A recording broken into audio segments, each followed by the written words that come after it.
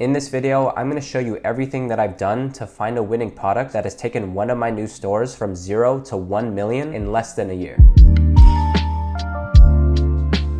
In case you're new here, my name is Tay and I've been dropshipping for around 6 years now. And throughout all of this time, I've tested hundreds and hundreds of products, so I have a pretty good idea of what works and what doesn't. But that isn't to say that I know absolutely everything when it comes to dropshipping. With every new product that I test and every new store that I create, it's a constant learning process for me, and I still have my fair share of successes and failures. That being said, I still wanted to use my experience and knowledge that I've been able to gain throughout my journey to give a blueprint for beginners like you to help you start your very first Shopify store and get your first few sales and hopefully your first $10,000 month. So in this video, I'm gonna walk you through step by step on everything that I do to set up my Shopify store correctly, covering everything from the settings on the back end all the way up to the product page design. I'm also gonna give you a few product research strategies that allows me to find winning products that are selling today and also have the least competition as possible. And I'm also gonna show you how to create and edit viral video ads for the products that you wanna test so that we can launch them over onto TikTok ads. And to quickly mention, that is probably going to be the most important part of this video, because having a good performing video ad is crucial for your success when it comes to dropshipping, because that's what's ultimately going to get your customers to click and go to your Shopify store in the first place. And once our video ad and our campaigns are launched on TikTok ads, I'm also going to end off this video and giving you some tips on properly fulfilling your orders to make sure that all of your products are getting to your customers as quickly as possible, and also a few tips to provide a good experience for all of your customers. So if you're ready to learn about everything you need to do to start your very first dropshipping store, make sure to drop a like on this video and subscribe to this channel, and let's get started. So before we jump into this video, I just wanted to quickly show you some stats on my store. So let me just refresh this page just so you can see that all of the numbers are legit. And as you can see, I started this store around the end of June of 2023, and I started scaling our winning product and did around 300K in just the month of July alone. And since then, I slowly transitioned this store into a niche store and started selling similar products to my main winning product. And with all of the products combined, I've been doing pretty consistent numbers, averaging around $50,000 to $80,000 per month. And if we take a look at the very last month, which was April of 2024, you can see that my store is operating consistently and I did around $67,000. And overall, I'm pretty satisfied with the results of this store, because rather than scaling the product heavily and then having the product die afterwards, which honestly has happened to a lot of the products that I've scaled in the past, this product in particular has been able to stay relatively consistent. And I'm just here to show you guys that it's very well possible to see success with a dropshipping store more consistently over time, rather than the product dying right away within 1 to 2 months. So now that you have a good idea behind the numbers on my store, now we can get straight into the value. So the first thing that I'm going to go over in this video is helping you to decide what kind of Shopify stores you should be creating to test your dropshipping products. And in case you didn't know, there are 3 different types of Shopify stores that you can create. The first one is known as the one product store. And this is where you create one store revolved around just one product. The second option is known as the niche store. And this is where you choose one specific niche or category of products and you create an entire store just for those products. So for example, if you choose the pet niche, then you would have a store that has pet products only. Now, the slight issue with this type of store is that you're limiting yourself to just one niche. My principle in the way that I've seen success with dropshipping is not about trying to choose your niche first and then trying to find products within that niche. You are much better off trying to find products that are proven to sell regardless of its niche and testing as many of those as you can until you find one that works for you, and then you start to learn about that niche afterwards. And this brings me on to the third and final option, which is known as the general store. And this is basically a store that's going to allow you to test products of any different niche. So you can basically sell products within the home category, you can have a pet category, you can have a kitchen category, and basically anything that you want. This type of store is something that I personally use ever since I started, and it's something I still use to this day to test any new dropshipping product. And basically my objective with this is using the general store as a way to quickly test products, no matter what the niche is, just to help me know if there's actually interest on that product and to get my first few sales on that product. Because believe me, the type of store that you create, especially if you're just starting out and you're just testing that product, it does not need to look perfect. You don't need to appear like the official brand or company behind the product similar to a one product store. A general store is more than enough to allow you to test your products and validate your products while also saving you a lot of time and a lot of money. Because think about it, if you constantly create a one product store for every single product that you test, it's going to take you a lot of time to constantly design, create logos, and do everything just to test each individual product. And similar to a niche store, you're going to spend time creating an entire niche store, uploading a bunch of different products for one specific category, and let's say you test all of those products and none none of those work, you're basically just limiting and constricting yourself to one niche that may or may not just be working for you. So rather than doing all of that, you can just have a general store that's going to allow you to test products as quickly as possible and prevent yourself from being burnt out, which is something that I personally experienced when I tried to test products using either the one product or the niche store approach. And fortunately for you guys, I'm making it very easy for you as I'm partnering with Zendrop to offer all of my viewers a completely free pre-built general store that you can use right out of the box and start testing products immediately. And in case you don't know what Zendrop is, it's basically an all-in-one platform that makes it super easy to fulfill all of your dropshipping orders. So to give you an idea of how this works, I have this connected to my Shopify store, and these are all of the orders that I've been getting in the past few days. If I wanted to fulfill all of these orders, all I have to do is click this button here, click on bulk fulfill, and within just a few clicks, all of my orders are going to be fulfilled and sent out to my customers within 10 to 12 days on average. And Zendrop is also going to give all of my viewers a free $200 that you can use to fulfill your next dropshipping orders. But again, going back to the free pre-built store, if you want to get access to that, just scroll down to the description below. And on the landing page here, the first thing you want to do is enter in your email and make sure that it is a real email, because this is where you're going to receive all of your login details to access your free pre-built store. And afterwards, just enter in your name and some of your details here and then click on sign up now. As a reminder, you're not going to get charged for anything. All of your information is needed here just to get access to their free 7-day trial to use Zendrop Plus, and then also getting access to the pre-built store. And after clicking sign up, it's going to load for a few seconds, and then you should be brought to a page that looks like this. And if you notice on the bottom left-hand corner, we should be on the Plus plan. And after about 5 to 10 minutes, you want to check the email that you used to sign up on the landing page, and you should receive an email that looks something like this. And this is going to contain all of the login details to access your pre-built store. If for whatever reason you are not receiving this email, you can go back onto the Zendrop page, go to the bottom right-hand corner and contact their support. Like I said, they have amazing customer support and they'll help you out with anything you need. So simply just tell them that you signed up on the landing page and you would like the access to the pre-built store, and they'll help you out within 5 to 10 minutes. So going back to the email here, what we're going to do is copy the email that they gave us right here, and then we're going to click on this link to access the Shopify login page. And on this page, we're just going to paste that email here and then continue with the email. And for the password, we're going to go back into the email and copy the password that they gave us here and then paste it here as well. And now we can log into the store. And now that we have access to the store, the next thing that we need to do is make sure to select a plan right here. And what's great is that Shopify is running a promotion where you only have to pay $1 a month for the next 3 months to use your store and test out some products. So the plan that I recommend that you choose would be the basic plan here. So I'm going to go ahead and select that. And from here, I'm just going to enter in all of my details here. And now that everything is entered, I'm going to click subscribe over here. And once you subscribe to the plan, it's also going to ask you for your business address. If you're just starting out and you don't have a registered business just yet, I would recommend just putting in your home address. But if you're a little bit weary of putting in your home address, you can also get a virtual address from this website called virtualpostmail.com. But I believe this is only possible if you do have a registered business. So you can do a little bit of research on your end and just try to find a virtual address, and then you can use that over here. But again, if you don't want to overcomplicate anything, I would just suggest putting your home address, as that's something that I personally did when I just started. Because when you're just starting, you're only going to make a few sales anyways. And once you start scaling and start doing like 50 to 100 orders per day, you of course should already have a registered business at that point. And then you can easily just change your address settings here. And after entering your details, you should be brought up to this screen. We're going to X this out. And now you want to go back to the Zendrop page that we were on earlier. And if you're still on the screen, that's great. But if you don't see this screen here, you just want to go to the top left-hand corner and click on connect my store. And it should look something like this. And what we're going to do is select this option where we already have a store and then click continue. And what we're going to do is scroll all the way down and click on authorize. And you should be brought onto the Shopify app store, and we are going to install the Zendrop app. And from here, we're going to click on install. And then now we're going to be redirected back into Zendrop, and it's going to ask you to set a password for your account. So I'm going to go ahead and do that. And once you enter in your password, just click on sign up. And now everything should be good to go. We now have our pre-built store, and we also have Zendrop connected, so that anytime we start to get some sales on the store, we're going to have a super easy way to fulfill any of our orders. And because now we have free trial access to Zendrop Plus, feel free to look around all of the different features that you can access with Zendrop. One thing that I would strongly recommend if you're just a beginner is to go to their Zendrop Academy. And inside here, you're going to have access to a bunch of free courses that's going to teach you more about TikTok and Facebook ads. But if you go on the left-hand side here and click where it says course for the pre-built store, there's also going to be a bunch of lessons that you can quickly watch that's going to teach you more about how everything works on the back end of your store. And they even do live weekly coaching calls where you can ask the coaches live about any questions that you have about your products or your stores or anything that you want. And after you've spent some time looking around Zendrop and all of its features, you just want to head back over to the dashboard of the store, and we're going to go to the bottom left-hand corner and click on the settings, and then click on users and permissions. And from here, just click on transfer ownership. And what we're basically going to be doing is making sure that we have access to the store using our own personal email. Because as you remember, in order to log into the store, Zendrop gave us a temporary email that we don't actually have access to. So we want to make sure that we transfer transfer this store over to our own email to ensure that we can continue accessing the store. So what I'm going to do is just enter in my email here, and then I'm also going to enter in my name. And for the password, you want to make sure to use the password that was given in this email and then paste it over here and then click on transfer store ownership. Once you do that, you're going to see a status up here that says transfer in progress. And the next thing you want to do is make sure you log into the email that we just put a few seconds ago, and you should receive an email from Shopify that looks something like this. And from here, we're going to go ahead and click on get started. And in case the email that you put has never had a Shopify store before, Shopify is either going to ask you to create a new account, or it's probably just going to ask you to log into your existing email. In this case, the email that I'm using for this video does not have any Shopify store attached to it. So I'm going to go ahead and create a new account based on this email. And from here, I'm just going to click on sign up with email. And then I'll go ahead and just put in all of my personal details here. And I'm also going to put in my password as well. And now that everything is finished, I'm going to click on create Shopify account. And now you should see a message that looks like this. And we're going to click on accept invite. And now we're pretty much good to go. You should see a message saying that you are now owner of the store. And from here, we're just going to make a couple of changes to our store details. So starting with this section, just click this little pencil icon right here. And this is where we can change the name of our store and also the email in which we receive all of our notifications, such as when we receive orders and anything that's related to our store. So because we are going to be running a general store, how you name your store is something you don't need to overcomplicate. If you need help on the type of name that you should choose for your general store, you can use my free ChatGPT prompt that will be in the description below. But you can see that my prompt is extremely basic, and all I'm basically asking is for names that sounds really unique and something that you might have not heard of before, because that's just how I typically name all of my stores. So you can see that ChatGPT gave me 10 different options that I can choose from. But if you don't really like this approach of brand names, I also have an alternative prompt that you can also use, which is going to give you more generic type of names for your general store. And again, it really doesn't matter what name you choose. But for the sake of this video, I kind of like this name, which is called Savanti, and we're going to use that as the name of our general store. And once you have decided on the name that you want to use for your store, what I always do is double check that name on GoDaddy.com just to see what kind of domains are available for that name. So I'm going to go ahead and type in Savanti, and we can see that there is a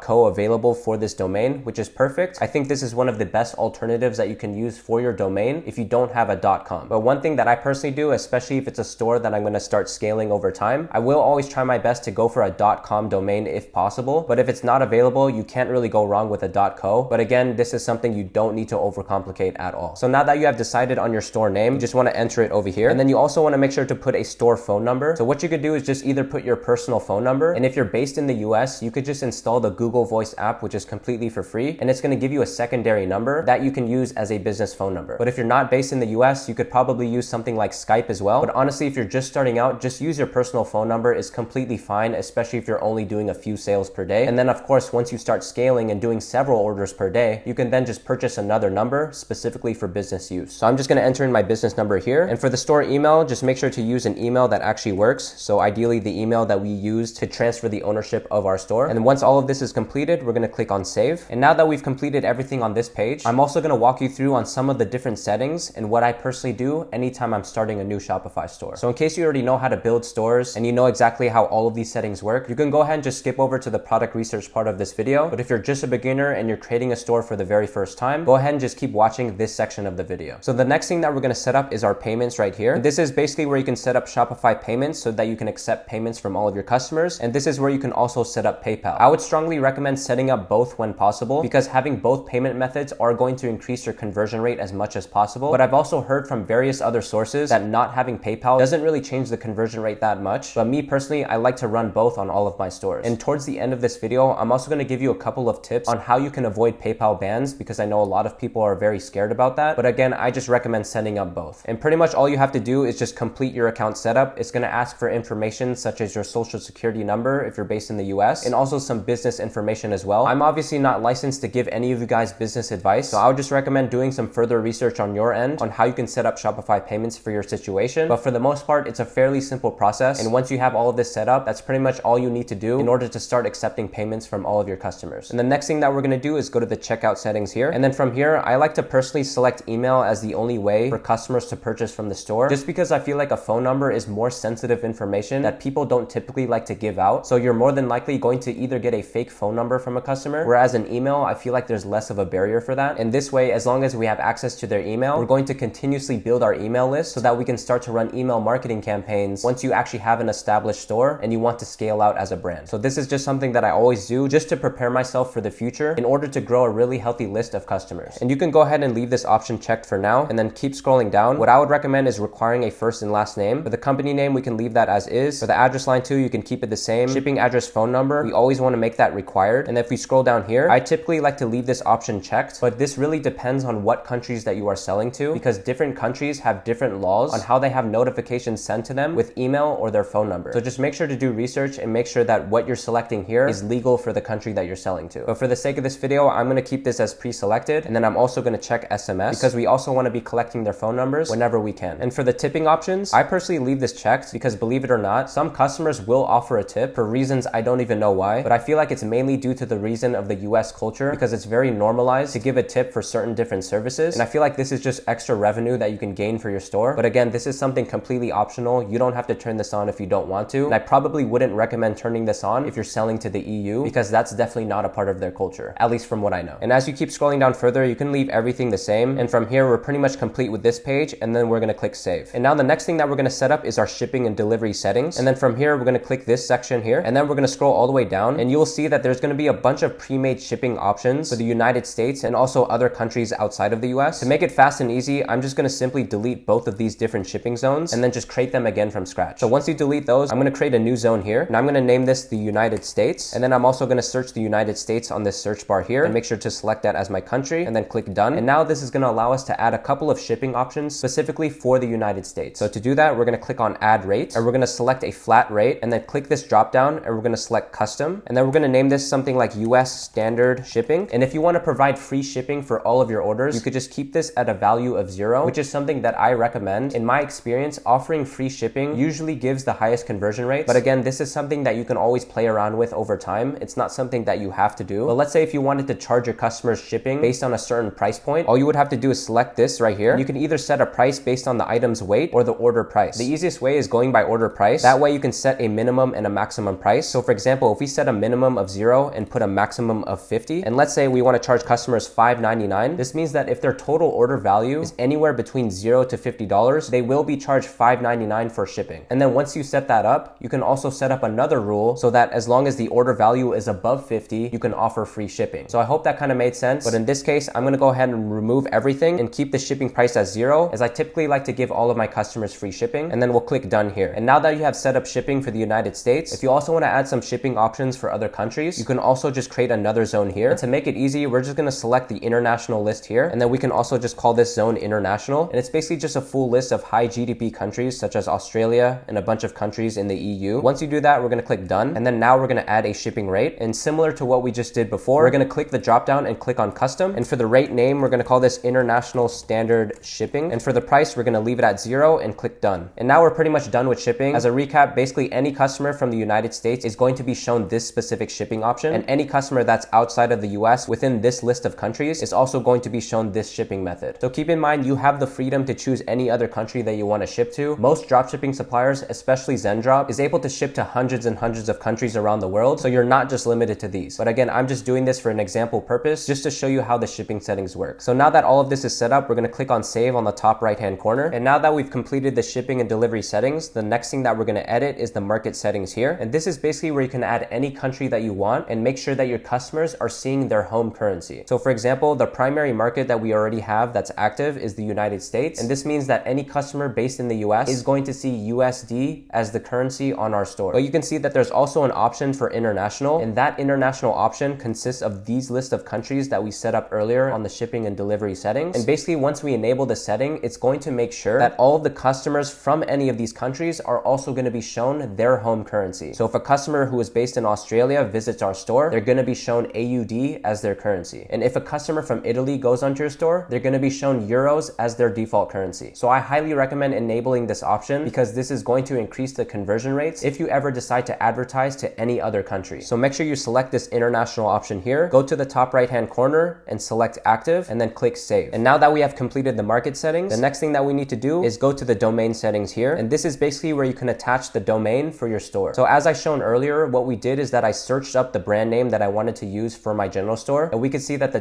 .co was available for this name. So you have two different options. You can either purchase it from GoDaddy.com, which is what I personally do. And once it has been purchased, all you have to do is select this option that says connect existing domain. And then you would simply enter in the domain here, click next, and everything is pretty much easy from there. Shopify is able to recognize if you have purchased a domain from GoDaddy, and it's going to connect everything automatically. If for whatever reason it doesn't work, you can also check out the the Zendrop Academy, because remember, you do have access to this, and there is a more in-depth video that shows you exactly how to connect your domain. So I would strongly recommend watching that in case you have any issues with connecting your domain. And then the last thing that I'm going to go over is the policies page here. And these are basically all of the policies for your return policy, your privacy policy, terms of service, and also your shipping policy. And you can see that everything has been pre-generated here. So you just want to make sure to have a look at all of these return policies and make sure to replace anything that you see here in brackets with your own information. So for example, there is a bracket right here for your store email. So you want to make sure that you're putting in your professional store email that customers can contact whenever they need the help. And as a quick tip for you guys, you can actually get a free domain email with Zoho Mail. So if you go on their landing page here and you scroll all the way down, they have a forever free plan, which allows you to set up a free domain email for your store. That way your store can look more professional and you don't even have to pay a subscription fee for it. So if you want access to this, just scroll down in the description below. I will have a link available for you to sign up for this. And once you have set up your return and refund policies, you also want to make sure to look at your privacy policy as well. So notice that there's a couple of areas that you need to edit yourself. As you scroll down further, you also want to make sure to enter in your contact details here. And the same goes with the terms of service as well. There's going to be a lot of information at the bottom. You also want to make sure to replace all of these brackets with your contact information. And then for the shipping policy, you can honestly keep this as is, because ideally, if you are going to be using Zendrop as your fulfillment solution, which I highly recommend, then you can go ahead and keep these delivery times exactly how it is written here. And lastly, for the contact information, you can easily just write something like contact us at info@savanti.co, or you can also replace it with a template. So I'm going to go ahead and just replace the contact information, and then it's going to automatically fill in some of your store details, such as the name of your store, the phone number that was used to register your store, and all of those details. So again, just make sure you put in all of this information here. And then once you're done with all of this, you just want to click save on the top right hand corner. All right, so now that we have completed all of the essential settings on the back end of our store, now let me go ahead and give you a quick preview on how this pre-built store looks. So you can see that this is the home page, and it's pretty much all that we need for a general store. We have the banner here, we have a bunch of preloaded products of different niches, and then we have some banners here and also a featured product here as well, and then also a little section to explain our story, and then a few other sections to show some of the services that we offer. And I'm here to tell you that how your homepage looks, especially for a general store, is something that you do not need to overcomplicate at all. Getting this pre-built store and having this pre-made for us is going to save us a lot of time, especially when we start testing some products, because once we start running ads for our products, all the customers are going to be taken to the product page and they're not going to be seeing our homepage. Sure, there might be a couple of customers that could be browsing around your store, but at the least we do have a homepage that's already pre-designed, and it's going to look way more legitimate, whereas if you don't have a homepage at all. So trust me when I say this, when it comes to the general store, how your homepage looks doesn't really matter, because we're not going to be scaling on this general store anyway. We're just using it to test products. So just to give you an example of how these product pages look, you can already see that all of these products have pre-made descriptions, which again just makes everything look more legitimate. And of course, once we get into the product page design part of this video, I'm going to show you how you can design your product page to make sure it looks good enough for testing purposes. And then later on, I'm also going to show you an example of how you can turn this store into a more branded store and look more visually appealing once you start scaling your store. So with all that being said, there's only a couple of things that we're going to need to change on this store. The first one is that we're going to need to upload a custom logo for our general store name, and this is optional. You can also change the color schemes of the store as well, which I'm also going to be doing. And then if you keep scrolling down as well, we're also going to need to make sure to edit this section and just replace this with our store name. So in order to make all of those changes, just go back to your Shopify dashboard and go to the left hand side here and click on online store. Once you're on this page, we're going to go ahead and customize the theme, and this is where we're going to be able to upload our custom logo. So what I'm going to be using to create our logo is a free tool called Canva. You can easily sign up for this. The link will be in the description below. Once you have access to it, you're going to click on create a design, and then from here I'm going to type in logo, and then I'm going to select the first option here, and you're going to see that there's a bunch of different templates that you can use for your logo. When it comes to the logo for the general store, I'm going to keep it really basic and clean. So I'm just going to go ahead and choose this one that's called Olivia, and then I'm just going to delete this layer here. I'm also going to delete some of these elements, and then I'm simply just going to put in the name of our store, which is called Savanti, and I'm just going to make sure to center it in this image here, and I'm pretty much done. It only took me like 15 seconds to create this logo. And once you're finished, all you have to do is click on share here, and then we're going to go ahead and download the logo, and make sure you download the logo with a transparent background, and then click download. And once you have downloaded the file, I also recommend cropping out the logo to a size that looks similar to this, and you can easily do that from your Mac or even from your PC, but this is pretty much all you need to do. And then I'm going to go ahead and crop right here, and then I'm going to save the file again. And now going back to the Shopify theme settings, we're going to go to theme settings on the left hand side, and then we're going to go to logo right here, and then select image, and I'm going to go ahead and drag the file of our logo here, and once it's uploaded, we're just going to click done. And now you can see that we have the logo uploaded here, which looks perfect to me, and then we're going to click save. And now that we have the logo uploaded, the next thing that I'm going to do is just show you how you can change up some of the color schemes on your store, which is completely optional for you. So I'm going to select colors right here, and the first thing that I'm going to change is going to be scheme number 5, and then I'm going to go ahead and choose a color that's a little bit close to black, but not completely black. So I think that's a pretty good color. And then for the text, I'm gonna change this to white so that it's readable on the announcement bar here. And now that that's finished, let me just deactivate this little inspector tool. This is basically just something that allows you to select the different sections on your theme. I'm gonna deselect that. And then what I'm gonna do is just select one of my products here, because I also wanna change the color of my add to cart button, which looks like a dark blue at the moment, but I also wanna make sure that this is the same color as my announcement bar. So in order to do that, we're gonna go back into our schemes and then select scheme number 2. And for the solid button background, we're gonna go to this little section that says recently selected, and we're gonna choose that same exact color that we chose earlier. And now you can see that the button has now changed to black. And now that we've changed a couple of those color schemes, I'm gonna go back to the home page, and then I'm gonna scroll a little bit down, and on the section that shows our story statement, we just wanna make sure to replace this keyword with our brand name. So we're gonna go to sections here and make sure to find this exact section on the left-hand side, which is gonna be this one that says image with text. So I'm gonna go ahead and select the little text section right here, and then I'm gonna replace this with SEOant. And there you go, we're pretty much done with setting up some of the essentials on this general store, and then we're gonna click save. All right, so now that we have completed the foundation of our general store, the next thing that we need to do is import a winning product so that I can show you guys how I'm gonna design the product page and then eventually create and edit the ads so that we can launch that product over on TikTok ads. So before I get into my product research methods, I wanted to quickly talk about one thing, just so you know what kind of products you should be looking out for as you're doing research. So I know you've probably heard time and time again that you need to look for a product that solves a problem, it needs to have a wow factor, and it needs to appeal to a broad market of people. And I know that's something that I've mentioned in the past in my channel, but I wanted to keep things a little bit more simple and tell you something that can hopefully shift your mindset when it comes to testing products using the general store strategy that I'm showing you in this video. And basically the products you want to be looking out for are simply products that are going viral right now and have proof of another dropshipping store and proof of people commenting on their videos saying how badly they want their products. But most importantly, all of this needs to be happening in real time and not something that has happened a year ago or even just a few months ago. Because when it comes to seeing success as a beginner, especially if you don't have that much marketing experience, the only way to have the highest chance of success possible is catching the trend of products as quickly as possible before there is too much competition and before that product becomes too saturated. And because we're going to be looking for products that are being sold by other stores, you as a beginner can simply model after what these competitors are doing and use those same marketing styles for your own video ads, because that's what's clearly working in real time. But later in this video, as I show you how to edit your video ads, I'm going to show you how you can model off of what is working from your competitors, but how you can add additional elements in your video that can help to improve over what the competitor isn't already doing. Because that's pretty much the name of the game of dropshipping. It's about modeling what works, but putting your own little twist into what works so that you make it your own, but hopefully make it better than the competition. And the other key is being one of the first few to be able to do that, and then being one of the first few to scale that product with your successful video ad. And one final thing I wanted to touch on before we get into the research strategies is that it does not matter what niche your product is in. When it comes to the general store dropshipping method, the whole point of this is to use it as a store to test unlimited products of any different niche. So whether you find a product that's going viral in the beauty niche, if you find something that's going viral in the home niche, as long as those products are going viral right now, then that is your green light to test that product. And then once you test that product and you find out that it works for you, that is when you can start to learn more about the niche of that product and start to learn more about your target customers. And that is how you basically take a product from the testing phase and you slowly transition that product over to a niche brand, and then you slowly dominate your competition and basically prevent any additional competition from trying to enter in that space, trying to test your product, because you basically already own the market for that product. So the first product research strategy that I'm going to show you is not something that's necessarily going to help you find a product instantly, but more so something to help you find winners over time. So what you want to do is grab your smartphone and open the Facebook app, and you can also do this on the desktop, but I'm going to open up Facebook on my phone because there's a specific feature that's only on the phone that's going to allow us to find more winning ads. So once you're on your Facebook feed, just scroll down for a little bit until you find an ad that looks like they're promoting some sort of product. So it could be a branded store or it could be a dropshipping store, it doesn't matter, as long as they are promoting a product. And we can see what I found on my feed looks like a clear dropshipping store. I could see some Chinese characters that they had on their packaging, so they're definitely dropshipping. And anytime you run into an ad like this, you simply want to like that post, click the dots on the top right hand corner, and you're going to see an option at the top that says show more. And basically what this is going to do is tell Facebook to show you more ads that are just like this. So this is something that you want to select every time you see a dropshipping or a product related ad. And once you do that, we're going to click those dots on the top right hand corner again, but this time we're also going to save the ad as well, because this is going to tell the Facebook algorithm that we like ads like this, and we're also saving it because we probably want to show it to our friend later on. So you definitely want to do that. And this is optional. You can also create a new collection and save this ad, and you can name it something like dropshipping ads, and then you can scroll down, make sure you set it to only me so that you're the only one who could see that collection. And once you do that, just click create. And after saving clicking that ad, we're also going to click on the shop now button, and then we're going to scroll down and click on add to cart, and then proceed to checkout on that item. And the reason that we do this is so that we trigger their Facebook pixel to show that we've added the item to cart and proceeded to checkout, and basically tell the Facebook algorithm that we could be potential buyers for products such as this. So once you load up the checkout page, you can just quickly X this out and simply keep scrolling on your feed and do the same exact thing for every single ad that you see that looks like they are promoting a product. So again, the entire objective of this strategy is to first slowly train your Facebook feed to show you a bunch of dropshipping products. It may or may not show any products that are actually going viral right now. It might show you some products or ads that have been running for quite some time, and those are typically the ads we're not really looking for. But to give you an example of what you should be looking for anytime you start to run across an ad on your Facebook feed is that you should always look at the comment section of that specific ad post and look for comments that are happening in real time, and ideally comments that are happening within this exact type of time range. So notice how this person is tagging their friend within 57 minutes ago, and you have a bunch of other people saying that the product is cute, they're tagging all their friends, and it's all happening in real time because this is telling you that this product is going hot. There is still demand on this product today, and this is going to be your best indicator that will let you know that this is a product that is actually worth testing because it's working right now. All right, so now that you have a good idea of how the Facebook research strategy works, I'm also going to show you another method that you can use with TikTok, which follows the exact same principles. So to make this strategy work, all you need to do is open up TikTok on your smartphone and sign up for a brand new account. And you can see I have an account here, which is just called Tay's Burner, because this is known as the burner account strategy. And basically what we're doing is that we're going to train this profile to show us as much dropshipping videos as possible over time, just like we did with the Facebook ad strategy. So in order to start training this account, we're just going to go to the home page and then click the little search icon. And then we're just going to type in a very popular hashtag that is used by a lot of creators who promote products. And this one, as you might know, is called TikTok made me buy it. And by simply typing this in, this can either help you find products that are actually going viral right now, but 9 times out of 10, it's probably not going to do that. But the reason that we do this is that we want to click on all of these videos and make sure that we like the video and save it, so that we're just tricking the TikTok algorithm to start showing us more videos that are related to this. So all you have to do is just keep scrolling and keep liking every single video that you see based on this keyword. And then slowly over time, within a few days or even within a week, once you go on your home feed, your feed is naturally just going to have a lot of dropshipping related videos. As you can see, if I keep scrolling, almost every video that I see is either something product related or it looks like it's coming from a dropshipping store. And again, every time you see a video that's promoting a dropshipping product, you always want to look at the comments and see how recent people have been commenting on that video. And this right here is a really good example of that. And this is exactly what you want to be looking for. As you can see, there's tons of comments that are happening in real time. You can see a comment happening 2 hours ago. There's a lot of comments happening within a few hours ago. So again, this is a really good sign because the market is literally telling you that this product is interesting to them. And all you have to do as a dropshipper is to model after what is working with that existing store and make sure that you're also delivering a really good video ad to all the other potential customers that this store hasn't yet already shown their video to. Now, of course, the TikTok and the Facebook methods that I just showed you does involve a little bit of luck and patience, because what we're doing is training their algorithms to show us winning video ads over time. But if you want to have a shortcut and you want to have the ability to find winning ads right now without having to wait for the algorithms to show those winning ads to you, then I would recommend using an ad spy tool such as Minea, which is something that I personally have used over the past few years. And this is basically a product research tool that has a full database of Facebook, Pinterest, and TikTok ads. But what makes this more beneficial than some of the free options such as the Facebook ad library and the TikTok ad library is that it has a bunch of different filters to ensure that it's showing us dropshipping related ads and not just showing us a bunch of ads that are completely unrelated to dropshipping. Not only that, but it's going to give us direct access to every single ad post and help us check the comments and the engagement of every single ad, because again, that is one of the most important things that's going to tell you if there's actually demand on that product. Whereas the Facebook ad library only shows you ads, but it won't let you see any of the comments, which makes it harder for you to know whether that product is actually working right now or if the product is just being ran by a beginner advertiser who is just simply testing the product and is probably going to die out in the next couple of days. So I'm going to show you how I personally use Minea to help me find winning products anytime I'm doing research. So again, we have 3 different choices. We can look at Facebook ads, Pinterest ads, or TikTok. For the sake of this video, I'm going to be looking at their TikTok database, and then I'm going to show you some of the filters that you can use to help you find ads that are actually going viral right now. So for the first filter, we're going to select a specific date range, and we're going to select on creation date, and I'm going to select the date range within the last 30 days, just because I feel like as long as you catch a product within at least a window of 30 days, I still feel like that's enough time for us to be able to get on the trend of that product, as long as that ad has only been running for less than a month. Once we've selected that date range, we're going to click back, and now we're going to select the e-commerce platform, which is also another amazing feature of Minea. And what we're going to do is select Shopify. That way it's going to filter out all of the irrelevant ads and only show us ads that are being directed to a Shopify store and most likely likely a dropshipping store. And for the next filter, I'm going to select the amount of plays, which is pretty much just the amount of views that the video has. And I would recommend setting a minimum anywhere between 20,000 to around 50,000. But for the sake of this video, I'm going to look for videos that have at least 50,000 views, because that's going to tell me that the advertiser has actually spent a little bit of money on the ad. And it's at least a solid indicator that they've been seeing a little bit of success with that product that they're advertising. And the last filter we're going to select is the country. And the countries that I'm going to select is going to be Australia, Canada, United States, and the United Kingdom, and then click apply. So now Monea is going to show us all ads that have been running on TikTok within the past 30 days that are all being advertised in the top English speaking countries, and that are all ideally dropshipping stores, and all videos have at least a minimum of 50,000 views. And what I do from here is I just scroll down a little bit until I find ads that looks like it's showing a product that looks a bit interesting, but I also pay attention to the little comment indicator on each thumbnail, because again, the more engagement an ad post has, the higher likelihood that the product is actually interesting and it could be a potential product that we can test. So after scrolling for around 10 minutes, I noticed this ad that got around 78,000 views and around 18 comments and 239 shares, which are some pretty good metrics that I like to look out for. And if we look at the ad, it looks like that they're selling some sort of iPhone case, which is actually something that I've been recently seeing going viral on TikTok. And it looks like what this product does is that it allows you to take photos and then upload it onto the back of the iPhone case, which I think is really, really cool. And this type of product definitely has that wow factor. And it's especially the type of products that work on TikTok, because it has to do with something that almost everyone owns. And at the end of the day, everyone is on TikTok on their phone. So this is going to be a pretty easy product for you to sell, especially if it is going viral right now. So now that I was able to find a successful ad on Monea for this product, what I'm also going to do is see the ad post just to see what kind of comments that they were getting on this video and see how recent those comments have been happening. So we can see that this video was posted on April 5th, which is less than a month ago, so only really a few weeks ago. And if we scroll down, we can see that they got a few comments, but not necessarily anything where people are saying like, oh my God, I need this product now. But what I'm going to do instead, and what I always do with any potential product I'm going to test, is that I'm going to look up keywords on TikTok to see if there's potentially other stores that might be advertising this product. And it's going to help me find out if there's actual demand on this product and if it's actually in demand today. So I'm going to go to the search bar and type in ink phone case. And sure enough, I already see a couple of videos that have went viral based on this product. We have one store that has ran a video since March 7th that got around 1.7 million views. However, there's a video that went extremely viral and got 17 million views in just the last week. So let's go ahead and click on this ad. And you can see that it's a pretty similar ad to the one that we found on Monea. And they're just acting like they found the phone case in the Apple Store. And then they're simply just showing the result of this case. And then if we go to the comments, it looks like it's still happening in real time. There's somebody from one day ago saying that it looks insane. It looks like there's actually a lot of positive comments. And we can see that the market is clearly telling us that they find this product interesting. And this is one of the best indicators that's going to tell us that this is definitely a product that is worth testing, because we're still not too late on the trend. So now that we have figured out that there's actual demand on this product that's happening today, I still do a few other things just to make sure and see how competitive this product is, just so I know how challenging it might actually be to go in and test this product, especially as a beginner. So my general rule of thumb is that when you are looking for a product to test, you ideally want to test a product if there's no more than 5 to 10 other stores that are actually seeing good results out of this product. So we can see that there's 2 stores right now that are getting pretty good results. We have one store called e-ink cases that did 1.7, and then we have this store that probably could be doing the best out of all of them. And if we keep scrolling down more, we can see another store called Inkcast Case that did 60,000 views. We have another one called My Casemate that did 4 million. But again, it looks like all of these are going viral pretty recently in just the beginning of April. And you have to understand that there's millions and billions of people in this world that still don't even know that this product exists. So definitely don't be scared if you only see a few stores getting pretty good results on the video. But as I look a little bit more closely, there's also normal creators and not actual dropshipping stores that are also reviewing this product. And they seem to have reviewed this product about 2 months ago. So we definitely don't have to worry about people like that, because these people are not actively trying to sell this product. But again, I'm just kind of skimming through this list and just getting an idea of how competitive this product really is. So it looks like there is another store, but they only did about 3,000 views. There's another store called Incase that did about 66K. So not really that much views, to be honest. And you also have to keep in mind that most of these profiles are probably all running TikTok organic. So they're all relying on the organic algorithm to be able to push their videos out. But in this video, I'm going to be showing you guys how to run TikTok ads, which is going to put you 10 steps ahead over everyone who's doing organic, which is why you shouldn't really be scared if you see around 5 to 10 stores running videos for a particular product, because as long as we can model after what they're doing well, but just add a couple of elements to make it a little bit better, we can still try to get our slice of the pie on this product and hopefully dominate the competition over time. So because we know that most of these people are just relying on the TikTok organic algorithm, I'm going to do a couple of more things just to see how competitive it is and see how many other people are actually running ads for this product. And a good way to do that is to also use use Manea, which I think is a fantastic tool to be able to check the product saturation and seeing how competitive your product is when it comes to paid ads. And pretty much what I did is I just typed in the keyword of this product on their TikTok database just to see how many people are actually running ads for this product. So we can see that the most recent ads were only on April 30th, but we can see that it didn't do too well. They only got about 12K views on this one. This one did okay and did about 80K views. But really what I'm looking out for is just seeing how many advertisers are actually running ads on this product. And we can see that this list ends pretty quickly. And this is exactly what I like to look for and helps me know if I'm getting on this product on the right time, because there's still not too many advertisers that are actively running successful ads for this product, which again gives us the green light to hopefully create a really good video ad and start scaling that video ad before everyone else. And to give you a quick idea of how you can know whether the product is a little bit too saturated, I went ahead and looked up one of the most saturated products to sell right now, which is the portable blender. And it's something that I absolutely don't recommend that you sell today, because when you look this up on the TikTok database, I can basically scroll down for hours and I see millions and billions of advertisers that are trying to test this product. And if I'm able to keep scrolling down as I'm doing right here, you can see I'm just scrolling and scrolling and scrolling, and the list basically never ends. This is definitely the perfect example of something that you shouldn't test, because it's clearly a saturated product and there's just way too many advertisers trying to advertise the same exact product, and it's going to be extremely difficult for you as a beginner to see any success with a product that a lot of people already know that exists. So going back to the ink case, because there's not much advertisers that have actually scaled this product, there's still millions and billions of people that don't know that this product exists. So combining the research on Manea and also doing the research on TikTok, as long as you're able to find a product that has no more than 5 to 10 stores that are actually seeing a crazy amount of success out of the product, then that in my eyes is the most ideal product that you should be testing as a beginner. And by the way, if you don't already have Manea, I strongly recommend that you give this a try. And it's just what I personally use to double check all of the products before I decide to test it, just so I can always see how competitive that product is and make sure that I have the highest chance of success if I decide to test that product. So make sure to sign up for Manea down in the description below and use my code TAY20 for 20% off. All right, so now that we know the product that we're going to be testing, now I'm going to show you how to import that into the general store, and I'm going to show you how I'm going to set up the product price and also design the product page. That way we can prepare this product for when we launch it on TikTok ads. So anytime you find a product that you want to test, the very first thing you want to do is search that up on AliExpress, because we're going to be using the ZenDrop extension to easily import the product from AliExpress over into our store. So I'm just going to look up keywords related to the product that we're going to be testing, which is the ink phone case. And we can see that there's a bunch of different listings. It doesn't really matter which one you choose, but we're just going to be using this listing as a solid foundation for when we start editing the product on our Shopify backend. So I'm just going to go ahead and click on this listing right here. And in case you didn't do this in the beginning of this video, make sure to go back to your ZenDrop dashboard, go to the AliExpress import feature here, and make sure that you download their Chrome extension. And as you can see, I already have it installed on my Chrome browser. Once this is installed, you should have the extension on the top right hand corner of your Chrome browser, and it's also going to ask you to log in to your ZenDrop account. So make sure that you are using the exact same login details that you used to set up the ZenDrop account that we did earlier in this video. And now that we're ready to import this product, I'm just going to click on the extension and then click add to import list. Once you do that, after a few seconds, it should say that it has been added to the import list. And now we're just going to head back over to the ZenDrop dashboard, go to the section that says my products, and the product that we just imported from AliExpress should pop up here. If for whatever reason you don't see it pop up here, I would recommend uninstalling and reinstalling the Chrome extension again and try again on an incognito window. So what we're going to do now is click on review and publish, and this is going to allow us to edit the name of the product. So I'm going to keep it really simple for the sake of this video. I'm just going to call it the ink phone case. For the product tags, product type, it's something you don't really need to worry about, especially if you're just testing. So I'm going to leave all of these blank. For the description, I'm just going to make sure to select everything and delete it, because we're going to be editing this part on the Shopify backend, which I feel like is just a little bit easier. And then for the variants, we want to make sure to import all of the different variants that are offered on this AliExpress page, because this is a phone case. So we want to make sure that we're offering it for all of the different iPhone models like this. And lastly, you can also select which images that you want to import. So later on, when we actually start to get into the design of this product page, I'm going to be showing you how to source better images. And basically what we're going to be doing is looking at more AliExpress listings to try to source the best quality images possible. I think there is a few images that we can definitely take out of this. So for now, I'm actually going to deselect all of these. I don't really like any of these with the green background, just because I think it's a really weird and bright color. It doesn't really match the design of our store. So the only images that I want is going to be this white iPhone case. I'm also going to deselect everything here. And then I'm also going to keep this one that shows the black colored case and then deselect everything else. So basically, I'm only going to be importing this white iPhone case in the black iPhone case. And once again, I'm going to show you where I'm going to be getting more images once we start editing this product on Shopify. So now that we're done, we're going to click on publish to my store, and then it's going to show you a notification about inventory. Don't worry about it. We're going to go ahead and click confirm. And after we have imported it to the store, it's automatically going to show up here, and it's also going to be linked onto ZenDrop. That way, once we start to get orders on this product, it's going to be very easy for us to start fulfilling orders on the Zendrop platform. So now we're going to head back over to our Shopify store, and now we're going to go to the product section here. And now we just want to look for the product that we just imported. So what I'm going to do is just type in ink phone case so that we can easily find it. And then let's click on the product. And once the product page has been loaded up, the first thing that we're going to add is the description here. So you can either use the AI generator that's already built in on Shopify to help you write a quick description on the product. However, I do have my own ChatGPT prompt that I always use for all of my product pages, which automatically creates all of the copywriting needed for the entire product page. So if you want to get access to this, I'll have this available in the link in the description below. But this is basically what my prompt was able to create. So starting off with the introduction section, this is what we're going to be putting inside of this box here. So I'm going to start off by copying this first sentence here, and then I'm going to paste it at the top, and then I'm going to copy this list of benefits and features, and then I'm going to paste it right below this sentence up here. And then now I'm going to highlight everything again, click these little dots, and make sure to remove this bulleted list. And I can see that all of these lines are a little bit too close together. That's not usually how it's supposed to be formatted. So I'm going to click this second line, I'm going to backspace, and then press enter again. That way there's a little bit more space in between each feature. And I'm going to keep doing the same for all of these other features. And the description is complete, and this is basically what I do for all of my products. And now we're going to click save up here just so that we can save our changes. And now we're going to scroll down a bit. Don't worry about the images for now. We're going to do that last. But for now, I just wanted to take care of all the technical aspects of this product. Starting off with the variants, these are basically just the options that we're going to be offering to customers when they buy this phone case. I'm going to start by editing the color, and I'm going to remove the gray option just because I want to provide less options to the customer. Because when you provide too many options for your customers, especially a bunch of different color choices that are pretty close together, it's actually going to make it a little bit harder for them to know what color that they want to choose. So by simply giving them a white and black color option is going to make the buying process just a little bit easier. And then of course, once I validate that the product is working, then I can slowly start to introduce more colors over time. So that's a personal preference for me. Feel free to keep whatever colors that you want for your product, but when I'm testing, I always try to keep the options as small as possible. So now that we got rid of the gray color, I'm going to click done, and now we're going to edit these size options, and I'm just going to fix the way that all of these models are formatted and make them look more cleaner. So I'm first going to drag the iPhone 13 option to the top because I want the smallest iPhone to be at the top of the list. So I'm also going to drag the iPhone 14s in the middle, and now I'm just going to rename all of these so that they look a lot more cleaner. So I'm going to take a couple of minutes, and then you're going to see the finished result. And that's pretty much how it looks now. So I just removed all of those extra parentheses and all of the additional text. So everything just looks really clean and easy to read. And now I'm going to click done. And now we want to make sure to attach the correct variant photo for each option. So that way, when the customer selects white on our store, it's going to show them a picture of the white iPhone case. So we're going to click here, and then I'm going to select the white case, click done. I'm going to select black as well. And then I'm also going to select the black case here. And now that we've updated the variant images, I'm going to quickly save this just so we save all of our changes. And now the next thing that we're going to do is edit the price for all of our variants. So an easy way to do that is to select both of these variants here and then click bulk edit. And this column right here is where we're able to set the price for all of our different variants. So ideally everything should be the same price because there's no reason for you to have different prices for all of these different iPhone cases. So to help you figure out what kind of price you should be setting your product, you always want to base it off the price that you see off of AliExpress. So we can see that the listing that I imported is selling it for $19.59 and around $1.99 in shipping. So that means that this product costs anywhere between $21 to $22. I always multiply this by at least 2.5 to 3. That way we have a good enough profit margin, especially when we start running paid ads. So just as an example, let's say that the product is $20. I'm going to times this by 2.5, and that means I should ideally set the product price on my Shopify store at a minimum of $50, or I could do 20 times 3, and at the maximum I could sell it at $60. So instead of using a flat number like that, I'm just going to set it at $59.99, and then once I enter it on one of these variants, I'm going to go to this little corner here and stretch it all the way out, and it's going to easily put all of the same prices on all of your other variants. Once you do that, you should also go into the column section here and check to reveal the compare at price column, and this is basically the other price that customers see to show the difference of what the product price was, so that this appears to be our sale price. So you want to make sure to put a price that actually makes sense. So in this case, I'm going to put about $80, and then I'm going to stretch this all the way out, and this is basically saying that the original price of the product was around $80, but now it's on sale for $59.99. And now that all of that is completed, we're going to click save on the top right hand corner. And now we're going to go back. So now everything is good to go. We have our description, we set up all of our variants, and we also set up the product price. And now the last thing that we need to do is just make sure to upload a few high quality images for this product, because we definitely want to have some variation of the photos here. And an easy way to find more images is by simply clicking on as many listings as possible on AliExpress. And the more listings that you open, you're going to notice that there's going to be a lot of different images that you can import. So you can see this listing here has a couple of images of the product that we can potentially use. And what I would highly recommend, especially when testing products, is to try to find more lifestyle photos such as this, because this actually shows a real photo of the product rather than using really generic photos with white backgrounds such as this. So in comparison, this photo just looks much better, and that way your customers can actually visualize and see how that case actually looks like in real life. So once you open up a bunch of different AliExpress listings and you want to download some of the photos, a really easy way to do that is by downloading this Chrome extension. It's called AliSave Save Plus, and it's basically going to add all of these different buttons on the AliExpress listing that will allow you to download any of the images from this listing. So if you only wanted to download the images on the left-hand side of this page, then you would just download the main images. If you only wanted the variant images here, then you can download variant. But if you want to download everything, you can simply just click on all right here. So I'm just going to take a few minutes and download some content from a few different AliExpress listings, and then I'm going to show you how to import that into the Shopify store. So I just finished downloading all the photos that I need, and now all I'm going to do is just simply drag it over to this media section here, and then all I'm going to do is just kind of play around with the different order of the images. It doesn't really matter because this product is really self-explanatory, and I think just leaving it in this type of order is fine. And once again, it's something you don't need to overcomplicate too much, because most of our effort and what's actually going to drive us sales is the video ad that we're going to be creating for this product. So now the product is almost complete, but now I'm going to show you how to make a few more edits to make sure that the product page looks as good as possible, and also show a little bit more features and how this product actually works. So what I'm going to do is head over to the left-hand side and go to online store, and now we're just going to customize our theme once again. And once you're on the theme editor, we just want to look for the product that we just imported. So we can see that the product is on the home page, but you can also click the search icon here and also search up the name of your product as well. But all I'm going to do is select the product, and now I'm going to click where it says default product, click on products again, and then click on create template. And then I'm just going to name this something that's easy to remember specifically for this product. So I'm just going to put ink-case and then create template. Once that template has been created, just head back over to the product editor on Shopify, scroll all the way down, and you're going to see a little section that says theme template. Click on the drop down and then select the template that we just created. If you don't see it on the drop down, just make sure to refresh your product editing page, and it should be able to pop up on this list. Once you select that, we're going to click save. Then we're going to head back into the editor, and we're also going to refresh this page as well. That way, when we add additional sections for this product, it's only going to show up on this product page, and we're overall just going to be improving the design of this product page. That way it looks as good as possible for when customers actually land on this page, because this is where we're going to be directing all of our traffic to once we start running ads. So the first thing that I'm going to do is change the way that our variant selectors look, just because I don't think it looks good having all of these different variant pills, because there's a lot of different options for this product. Instead, I would rather have a drop down so that it just makes the product page a little bit more clean. So in order to do that, we're going to select on the variant picker here, and instead of pills, we're going to select drop down. So now it's going to look like this, and it's going to be a lot more easier for the customer to simply just select the drop down and choose the iPhone model or choose the colors that they want for the product. And the next thing that I'm going to do is move over this description above the add to cart button. So what I'm going to do is grab the description here and move it right under the star ratings widget. That way our description pops up right under the title and right under this review widget that shows all of the ratings for this product. And by the way, we're also going to be making changes to this, and we're going to be using a different review app to import our reviews later, but I'm going to show you how to do that in just a second. And after fixing that, we're going to go back to product information, and on the right hand side, we're going to scroll down. For the desktop layout, we're going to select thumbnail carousel, and this is basically going to show all of our different product images in a carousel format. And then we're going to keep scrolling down, and on the right hand side, I'm also going to select mobile layout, and now we're good to go with that. And now I'm going to head over to the left hand side again. We're going to select buy buttons, and we're going to remove the dynamic checkout buttons because I only want to have an add to cart button. And then I'm also going to remove this share icon here. So I'm going to remove it like that. And now we're just slowly making some progress on this product page. So I'm just going to quickly save this just to make sure that all of our changes are being saved. And now we're going to move below this product page and start adding a couple of sections just to show a few more features on how this product works. So I'm going to start off by hiding the related product section, just because we don't really want to be showing all of the different products on our store and potentially distract the customers from buying other products when we really want the customer to be buying the product that we're actually testing. So that is why I'm removing that section. And now I'm just going to add an additional section, and I'm going to look for the one that's called rich text. And then I'm also going to add another section, and we're going to look for the one that's called multi-row, because this is going to be the section where we can add additional images or GIF files that shows how this product works. And then lastly, we're going to add one more section, which is going to be the rich text section again. And now all we need to do is just replace all of these sections with all of the copywriting that has already been automatically generated by my ChatGPT prompt, which makes life super easy and allows us to test products extremely efficiently and quickly. So starting with the very first section, I'm going to copy the headline here where it says, how does it work? We're going to go back into the theme editor, scroll back to that top section that we added here. So this one is the rich text section. We're going to select this subsection here, which is going to be the headline section, and then we're going to paste it like this. And then for the description that goes under this headline, we're simply going to copy and paste this one right here, and then paste it just like this. For the button, we're going to remove the button because we don't want anything. This is really just intended to be a little headline that's going to introduce all of the features of our product. And then going back into the ChatGPT prompt, this is going to be all of the copywriting for the section that is right under. So the very first benefit that we want to talk about is the fact that it's very easy to upload images on this iPhone case. So we're going to make sure that we're on the multi-row section. I'm going to select the very first row. I'm going to delete the caption right here. And for the heading, we want to make sure to highlight the very first benefit of this product, and then go back into the prompt, and I'm going to simply copy and paste the explanation of this benefit and then paste it right here. And then I'm also going to remove the button label because we don't want any button buttons under here. Then I'm going to go back into the prompt and I'm going to basically do the same exact thing for the second feature. So I'm going to select the second row, do exactly what I did with the previous row, paste in that headline feature, and then copy and paste the description for that feature, paste it here, and then remove the button label. And then now we're just going to remove this additional row. It is completely optional if you also want to highlight a couple of more features of your product. But again, I always keep my product page as simple as possible. And the last thing you want to do is spend too much time designing the most perfect product page for your product, because the thing that matters the most is going to be our video ad. I cannot stress that enough. So I'm going to go ahead and select this row and delete that one. So that way we only have 2 key features that talks about the product. And lastly, we have this section here, which is going to be our guarantee section. So we already have all of the copywriting for this. So I'm going to copy that. I'm going to click on that headline, paste it here, go back to the ChatGPT prompt. I'm going to copy this as well. I'm going to select this subsection, paste it here. And this time for the button, I'm going to label this as buy now. And then for the link, I'm going to put hashtag top and select that. That way, when the customer selects buy now, they're going to be brought right to the top of the page. That way they can add that product to cart. So now that these sections are almost finished, we're going to click save again, just to make sure that we save all of our changes. And the last thing that we're going to need to do is just upload some images that correspond to the features that we are talking about in these 2 sections here. So to keep things easy, you can easily just use one of the images that you source from any of the AliExpress listings. But because this product allows you to upload images onto the back of the phone, I feel like the best way to portray the feature of this product is going to be in the form of a video or a GIF file. So now I'm going to show you how you can upload GIF files into each of these subsections here. So the first thing that you're going to need is a video editing tool. Something that you can download completely for free is called CapCut. I'll have a link in the description below for you to download it. And once you've installed CapCut, just open it up and it's going to look something like this. And then we're going to create a new project. From here, you just want to upload all of the videos that you downloaded and what you want to use as a GIF file on the product page. So I'm going to drag it right in here. And I'm going to start with this first video and I'm going to drag it onto the timeline, just because I feel like it has a really good scene that we can use to show the person uploading the image using their phone and then showing the results on the back of the iPhone case. So I'm going to skip all the way ahead until I get to that scene that I saw a bit earlier. So we can see this scene here is just somebody uploading that image on the phone. So I'm going to start the video right here. I'm going to click split and delete all of the footage behind it. And then I'm also going to skip ahead until we get to that end point before they switch scenes. So we can see that they showed the finished result right around here. So now I'm going to click split again and then delete all of the footage after it. Now I'm just going to zoom in on this timeline just a little bit more. And now what I'm going to do is select ratio and make sure that this is set to 1:1. And then I'm going to select the magnifying glass and stretch it out just a little bit, and then double click this video and then also zoom in the video so that we can fill in that blank area and make sure that this video is filled in a square format, because it's going to look good on our product page. And then I'm just going to drag this a little bit down so that we can at least see the top of the phone right here. And then as we scroll a little bit more, I want to get to the part right before this person actually switches their phone like this and then begins to show the result of that image. So I'm going to click split right here, and then I'm going to click the magnifying glass and I'm going to zoom in the video just a little bit more. That way we can center this phone more in the middle of the screen like this. So I think that looks pretty good. Now I'm going to click on the magnifying glass and put it back to normal. And now if we play it back, I think this is exactly all that we need. And then now I'm also going to mute the audio because we don't want the additional audio that came from this clip. Now I'm going to select both pieces of footage and I'm going to adjust the speed up here. And we're going to make this at around 1.5x because we want this to be as fast as possible so that the customer can see how this product works really quickly. So let me click play and see how this looks.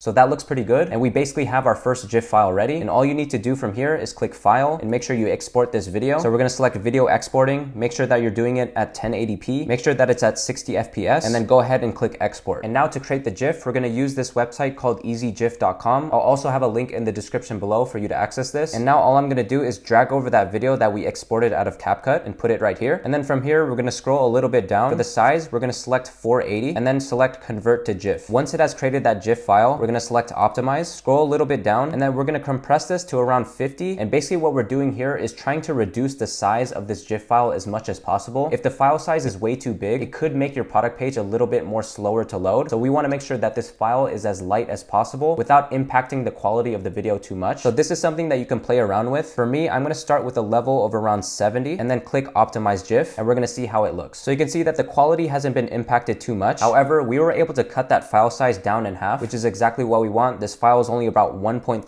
megabytes, which is really not that much at all. So now that we've prepared our GIF file, all you have to do is click save here, and it's just going to automatically download the GIF file. And now we're going to head back over to our Shopify theme editor. We're going to select our first feature here. And now I'm going to drag over that GIF file that we just downloaded, and I'm going to place it right here. And as you can see, we now have a video playing that's showing the exact feature that we're talking about. And it's basically showing someone uploading the photo into the app and then showing the results of this product, which is definitely the first thing that we want to be showing all of our customers once they land on our product page. And then from here, you just want to follow the exact same process of creating the GIF file for your next video. And you could place that here to show the second feature of your product. So I went ahead and created this GIF as well. I feel like this one gives a good example to show that there's no battery needed for this case. And to be honest, I think I'm going to update the headline of this feature. And instead of saying wireless update, I'm going to say no battery required. Just because I feel like this is going to be a common question by most customers, because I know most of them are probably thinking, how does this product even work? So I think this is a good visual to put behind this type of feature. All right, so the next thing that we're going to do is add some reviews onto our product page, because this is really good to help our conversion rates. So what I personally use for all of my stores is an app called Review, just because I like that they allow you to import reviews from Amazon, which sound way more believable rather than importing reviews from AliExpress. So I highly recommend doing that in order to have the best conversion rate possible. So once you have this app installed, you're going to head over to the pricing and then make sure you start a free trial on the basic plan, because this is what's going to allow us to import our reviews from Amazon. But don't worry, this is a free trial and you're not going to be billed right away. After you do that, the next thing you want to do is click this button where it says add now. And this is just basically going to ensure that the review is enabled in your theme. And then you're going to click save on the top right hand side. And after you do that, we're going to head back over to the app and go to the left hand side and go to products. And then I'm just going to go ahead and search up my product here. Once you find your product, just click on it and then go to the top right hand side and click import reviews. And you might get a notification where they ask you to install their Chrome extension. So just go ahead and do that. It only takes a few seconds. And this is basically where we need to upload the link of the Amazon page so that we can import the reviews over onto our product page. So all you need to do is go on Amazon.com and look up keywords of the product that you are testing. And this product is relatively new, so there's not a whole lot of listings that have a lot of reviews for this product. However, I did manage to find one that does have 17 ratings, so we're going to be using this one. And if for whatever reason you cannot find any listings with any reviews at all, I do have a ChatGPT prompt that can help you generate reviews for your product. As you can see here, this is some of the results it was able to generate, and this is just a quick solution if you need some additional reviews for your product. The link will be in the description below for you to download that. Anyway, once you're able to find the Amazon listing, we're going to copy the link from above. Then we're going to go back into the app and then paste it right here and then click import reviews. And as you can see, it was able to import about 13 reviews, which is perfect. If you're just testing a product, I would recommend having at least 10 to 20 reviews. So this is basically good enough and it's all that we need. So now I'm just going to close this box. So I'm just going to scroll around and just make sure to remove some of the really bad reviews. Sometimes it's okay to leave a couple of bad reviews just to make your reviews look a little bit more legit. But for example, this review is saying that the picture got stuck. So we probably don't want to leave this review on our product page because it could possibly scare some customers away. So I'm going to go ahead and select this review and then click unpublish so that it's not visible on our store. And now that everything is good here, let's head back over to our product page. And on the left-hand side, we're going to go ahead and remove this existing rating widget that already came pre-installed with the pre-built store. So we're going to remove this one. And then down below, there's also going to be a product reviews widget here. We're going to delete that one as well. And then in the app section, we're going to add a new block. We're going to click on apps, and then you're going to select the product reviews widget by review. And then now we can see that all of the reviews have popped up here. We're just going to make sure to drag this app all the way down so that we make it at the very bottom of our product page. So this is pretty much how it looks right now. I'm also going to make a couple of edits to make this look a bit better and also change some of the colors to match the theme of our store. But I'm also going to scroll all the way back up and make sure to add those stars underneath our title. So on the left-hand side, I'm going to scroll back up. I'm going to add a block here. I'm going to select apps. And this time we're going to select star ratings. And I'm going to drag this to the top and make it under our title. And now, as you can see, we have some star ratings that shows customers that we do have some reviews for this product. And if they click on it, they're going to get automatically redirected to this review widget where they can see all the different images for this product, which is of course going to help to increase the conversion rates because they can see that other people have also bought this product. So from here, I'm going to click save just so that we can save all of these changes. I'm going to go back into the review app and then go to settings and then click on customer reviews. And then on this feature here, I'm going to make sure to select enable. That way, when somebody actually makes a review on your product, you will have the ability to approve that review before it becomes live on your store. And I highly recommend doing this because sometimes you might have competitors who might try to say bad comments on your product on purpose. So you definitely want to make sure that you enable this feature. So I'm going to click save here. And then now I'm going to click customize theme. And this is what's going to allow you to adjust some of the colors and basically how your review widget looks. And what I'm going to do is adjust the color here, scroll all the way down. I'm going to make sure the colors of my buttons are going to be black or something close to black, which is going to match the theme of our store. Once I set that, I'm also going to copy the color code here and then press OK. And then for the stars, I'm going to do the same thing. And then I'm going to paste that color code here and then press OK again. And then I'm going to keep scrolling down further. And then where it says avatar, I'm also going to paste that color code and then press OK as well. And then if you take a look at the preview, you can see that all of our stars are now colored black, which is going to be matching the colors of our theme. So everything is good to go. I'm going to press save here. And then if we go back into our theme editor, I'm going to refresh the page just so that we can see those changes. And now you can see that our star ratings are colored black. And if we scroll all the way down, you can see that all of our reviews are colored black as well. And now our product page is almost complete. We're just going to add a few final touches just to help a little bit more with the buying decision of our customers. So on the left-hand side, I'm going to add an additional block, and then I'm going to select icon with text. And as you can see, there's going to be some icons where we can can highlight some of our services that we offer on our store. So on the right hand side, for the very first one, I'm gonna go ahead and put 30-day guarantee. For the second heading, I'm gonna put hassle-free returns. And then for the third icon, I'm gonna change this to a plain, and then I'm gonna put free shipping. So of course, feel free to label this exactly how you want. You can play around with different icons, but this is generally what I do for all of my stores. And then what I'm also gonna do is add an additional block, and then I'm gonna add a collapsible row. And in these sections, we're gonna be talking about our shipping and delivery times, and also a little bit about our return policies, just so that the customer can quickly access this, which again is gonna help them with their buying decision and whether they decide to buy from you or not. So I'm gonna add about 3 more collapsible rows, and then I'm gonna change the icon of each, and then I'm gonna go ahead and copy and paste something that I already have pre-written for each of these collapsible rows. So for the first heading, I'm gonna copy this where it says shipping and delivery, and then I'm gonna paste this into the heading here, and then I'm also gonna copy and paste this description as well. For the icon, I'm also gonna select a plain, so that looks pretty good. For the next collapsible row, it's gonna be our returns and exchanges, so I'm gonna copy this headline, I'm gonna paste it into this one. For the icon, I'm gonna select return, and then I'm also gonna copy this text here, I'm gonna paste it here as well. And then for the last collapsible row, this is where I recommend putting the technical details of your product, such as like what is the material made of your phone case, what kind of technology it's using, and things like that. So for this one, I'm gonna call it specifications. I'm gonna select the ruler icon, and here's just an example of how you can format your specifications. So again, I'm explaining what kind of material this iPhone case has, the technological aspects of the case, and also the compatibility with all the different iPhones. And a very quick tip to help you out with this, if you go on any AliExpress listing for the product and you scroll a little bit down, most suppliers are going to have a specification section such as this, but they might also highlight some more information in their description here. So for example, this listing talks about the material that's used in the case. So this is where you can easily find the information. But we're pretty much good to go with all of these collapsible rows. So now we can click save to save our changes. And now our product page is basically complete. I'm gonna go ahead and put this in full screen just so you have a preview on how this looks. So starting at the top, we have the title of our product. We have those star reviews so that the customers can see. We have a quick description that explains what the product is and some of the features and benefits of the product. And we also have some nice lifestyle images that just show this product in real life. And then as we scroll down further, we have all these nice icons that explain some of the services that we offer in our store. We have our collapsible rows that explain our shipping and delivery times, our returns and exchanges, and of course the specifications. And then we have all of these additional sections that highlight some of the features and benefits of our product, followed by a 30-day guarantee, and then also reviews for the product itself. So once again, this is a product page design that I always go for when I'm just quickly testing products. This is more than enough just to help you get your first few sales. And let's say you start to get your first few sales and you figure out that this product is actually working for you. That is when you could start to put in more effort and design a more branded product page that looks similar to this. So this is basically a demo store that I've created in one of my previous videos. And you can see that I took a lot more effort in creating more branded and more higher quality images that display the features and benefits of my products. If we scroll down below, I have more sections that explain more features behind the product. And then I also have some customer testimonials. I also have some FAQs as well. And of course, a section for reviews as well. Again, I would only take the effort to make your product page look more branded like this only after you have validated your product using the general store that we have designed here. And if you want to know how to design your product page to look branded like this, make sure to watch my in-depth tutorial right here. All right, so now that we've completed the entire product page for testing, now I'm going to show you how to create and edit a viral video ad for this product so that we can launch it over on TikTok ads. So when it comes to creating a good video ad for a product that is going viral right now, so as you guys remember in the product research part of this video, I managed to find this ad here that did 17 million views, but it was only posted 1 week ago, which means that this product is still going hot right now, and you as a beginner still has a little bit of time to be able to get on the trend of this product before it's too late. And one of the simplest ways to see success as a beginner, if you're trying to test a product that is also working for another store, you can just look and analyze the video that is doing well right now, see how you can model after this video, but also try to think of a few ways that you can implement into the video to make it a little bit better than this creator right here. So if we look at this video ad that did 17 million views, it just shows them in an Apple store and they're just basically demonstrating the product. They're not doing anything crazy. It's pretty simple and pretty straightforward. However, I also ran into this video that also did pretty well for this store called E-Ink Case, and all they did is they showed a really basic demonstration of the product, but notice something a little bit different that they did. They added this little comment bubble, which is something that you typically always see on TikTok, and they're basically positioning this video as if they were replying to the viewer's comment. So if we combine some of the aspects of this video where somebody is out in public and recording the product, and we also take a little bit of elements of another video that did well where they use this little comment bubble where they're replying to someone's comment, we can try to combine some of these elements to create another type of video ad that could potentially go viral. And another element that I noticed that these other advertisers aren't doing is that they're not adding any type of voiceover that sounds like it's coming from a real person who is reviewing the product, which is something that also works really well on TikTok because it gives a more personal experience behind it, and it shows the viewers that there's actually somebody behind the product, which again is just something that that works really, really well on TikTok. So that is basically the first step of the process when it comes to creating your video ads. You just want to analyze what is working and try to start brainstorming different things and different elements that you can implement into your own video ad, and then create and edit everything into life. And once you have a good idea of the type of video that you want to make, now we're gonna need to source all of the different footage and all of the different elements to create our video ad. So what I'm gonna be doing in this video to source footage is by simply looking up the keyword on AliExpress. As I showed you guys earlier, you're gonna have a bunch of different listings, and once you open up each of these listings, a lot of them are going to have a video. And if we click on this one, we can see it just so happens to have another video of somebody in an Apple store, which is completely perfect for our needs. And after a little bit more searching, I also found this other AliExpress listing that shows somebody using this case in an Apple store, which again is perfect for what we need. And another way you can also find footage for a product is by looking up keywords on Alibaba.com, because similar to AliExpress, you're gonna have a bunch of different listings for this specific product. And with this Alibaba listing, I was also able to find another point of view of this product of somebody using it in the Apple store. Now I'm gonna go ahead and download all of these videos, and then I'm gonna show you guys how I'm gonna edit everything together to make a solid video ad that's going to work for TikTok. And as a disclaimer, once again, I strongly recommend that you record your own custom footage or outsource your footage for the products that you wanna be testing, and make sure you double check and verify the content that you are downloading, and making sure that you're getting the necessary permission to be able to use this as a video ad. All the content that I'm downloading in this video and everything that I'm going to be using to edit our video ads is purely for educational and demonstrational purposes. And then once you have enough footage that demonstrates the product, the next thing that we're going to do is create an element that we can also add into our video that makes it seem like we are replying to somebody's comment. And I just found this free tool online. It's called Talk Comment, and it's basically going to generate that little comment bubble that we can use on our video ad. So I'm just going to simply generate a random profile picture, and I'm going to select female. It honestly does not matter what photo that we use here. And for the username, I'm just going to take inspiration from any of these random usernames here. So for example, this one that says Irene XOXO, I'm just going to go ahead and paste this here and maybe just change it up a little bit. Maybe just change her name to something like Jenny XOXO __. Again, it does not really matter. And then for the comment, we want to make sure that the comment is actually something believable and something that people typically actually say on TikTok. So because this product kind of has a wow factor and a lot of people are a little bit confused on how it actually works, we're going to go ahead and make a comment similar to this where somebody's acting confused about how this product works. So I'm just going to say something like, my brain